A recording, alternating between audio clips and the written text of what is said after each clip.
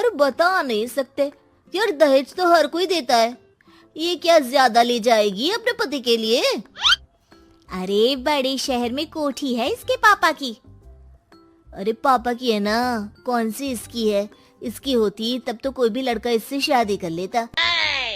अरे पापा की मतलब पापा की है तो मेरी ही है ना? किसने कहा? अब तेरी तो तब होगी ना जब तेरा भाई ना हो। वैसे भी शादी के बाद सारी प्रॉपर्टी भाई के नाम होती है।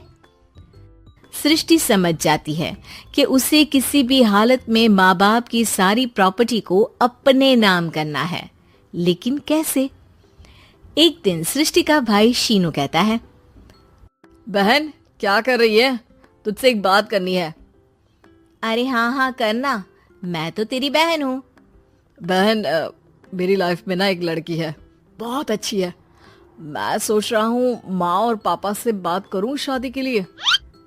सृष्टि को समझ में आ जाता है कि भाई की शादी होते ही भाभी उसे एक दिन भी घर में बर्दाश्त नहीं करेगी। क्या बात है भाई, बताना कौन है वो? यार वो बहुत अच्छी लड़की है, पढ़ी लिखी है, मेरे साथ जॉब भी करती है। बस एक प्रॉब्लम है। प्रॉब्लम? क्या प्रॉब्लम है भाई? यार वो शादीशुदा है, लेकिन उसके पति ने उसे सिर्फ इसलिए छोड़ दिया क्योंकि उसके माँ बाप दहेज नहीं दे पाए। सृष्टि ये सुनकर न जाने क्यों खुश हो जाती है। अरे भाई तो क्या हुआ, लड़की तुझे तो पसंद है ना? शीनू को लगता है कि बहन उसे समझ रही है।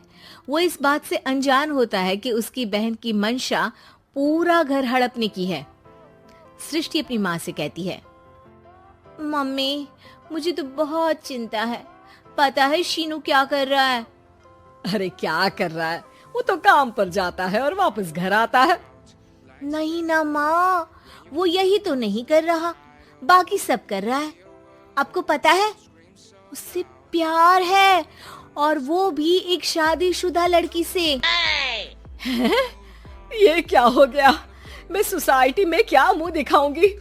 अरे तेरे पापा तो यही कहेंगे कि मैंने ही उसे बिगाड़ दिया है।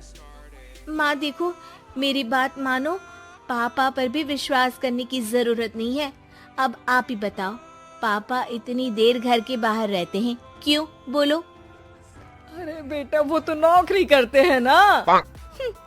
तू बहुत भोली है माँ। पापा का ऑफिस तो 7 बजे खत्म हो जाता है, लेकिन देखो कितनी देर से आते हैं। अरे नहीं बेटा, ऐसी कोई बात नहीं है। सृष्टि माँ को एक औरत से बात करते पिता की फोटो दिखाती है। देखो माँ कैसे हैं पापा, मैं ना कहती थी कि पापा सही नहीं है। मैं तेरे पापा से बात करूंगी, दे फोटो मुझे। ओ माँ, वो तो डिलीट हो गई। लेकिन चल, तूने तो देख लिया ना, पापा से बाद में बात कर लेना। और हाँ, मेरा नाम बिल्कुल मत लेना। हाँ माँ। अब क्या था, सृष्टि के माँ और पिता के बीच झगड़ा होना शुरू हो जाता है। सृष्टि के मन में क्या चल रहा था कोई नहीं जानता था। एक दिन, माँ सृष्टि के लिए एक लड़का देखा है, वो लोग शाम को उसे देखने आने वाले हैं। और हाँ माँ, एक खुशखबरी, मैं और पापा मिलकर एक नया बिजनेस ट्राई कर रहे हैं। शाम को लड़का आता है, सांवले रंग का। सृष्टि को तो बिल्कुल भी पसंद नहीं आता। लड़की की माँ कहती है, लड़की का चेहरा तो कोई खास नहीं, लेकिन अगर मेरे बेटे को आप लोग सेटल कर दें तो मैं उसकी शादी आपकी बेटी से करवा दूं। सृष्टि को लड़का बिल्कुल पसंद नहीं था। उसे भाई पर गुस्सा आ जाता है। लड़के वालों के जाने के बाद कहती है, माँ देखा शीनू मेरे लिए कैसा लड़का लेकर आया, न दिखाने लायक न सुनने लायक, सेटल भी नहीं, वो भी हम करे।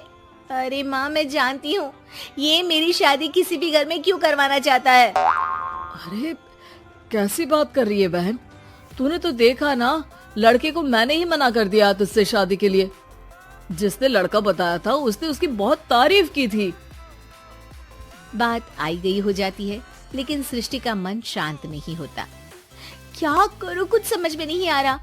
मेरी शादी हो गई तो ये लोग पूरी प्रॉपर्टी शीनू के नाम कर देंगे, मेरे हाथ तो कुछ लगेगा ही नहीं। तभी सृष्टि को आइडिया आता है। वो किसी वकील को फोन करती है। जी देखिए, अगर आपके मम्मी पापा का तलाक हो जाता है तो आपके पिता की आधी प्रॉपर्टी आपकी माँ के नाम हो जाएगी, फिर उसे वो किसी को भी दे सकती है। सृष्टि अब माँ को बेटे के खिलाफ भरती है। माँ, शीनू पर नजर रखा करो, वो जिस लड़की के प्यार में है ना वो शादीशुदा है। यहाँ आएगी, सारा पैसा, रुपया, जमीन, जायदाद सब हड़प लेगी। पापा का भी हाल तुमसे छुपा नहीं है। ऐसा ना हो कि मैं और आप एक दिन सड़क पर भीख मांगे। हे भगवान, मैं तो जीते जी मर जाऊंगी अगर ऐसा हो गया तो। ऐसा हो गया नहीं माँ, ऐसा ही होगा। अभी समय है, आगे का सोच लो। मैं तो कहती हूँ पापा से आधी प्रॉपर्टी लेकर अलग हो जाओ।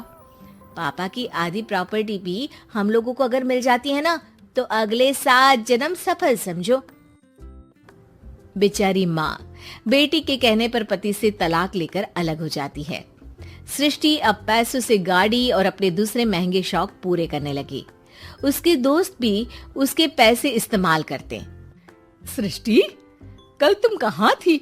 मैं सारा दिन घर पर अकेली थी। तो मैं क्या करूं? मैंने ठेका तो नहीं लिया है ना तुम्हें संभालने का। माँ को सृष्टि से ये उम्मीद नहीं थी। वो बैठकर रोने लगती है। वहीं उसका पति यानी कि सृष्टि के पिता आ जाते हैं। मैं जानता था कि तुम्हारा यही हाल होगा, तो आपने मुझे रोका क्यों नहीं? मैं रोकता तो तुम रुकती क्या? सृष्टि के कहने पर तुमने मुझ पर अपने बेटे पर शक किया, लेकिन तुम ये भूल गई कि कैसे हम दोनों ने मिलकर जीवन में इतना सब खड़ा किया।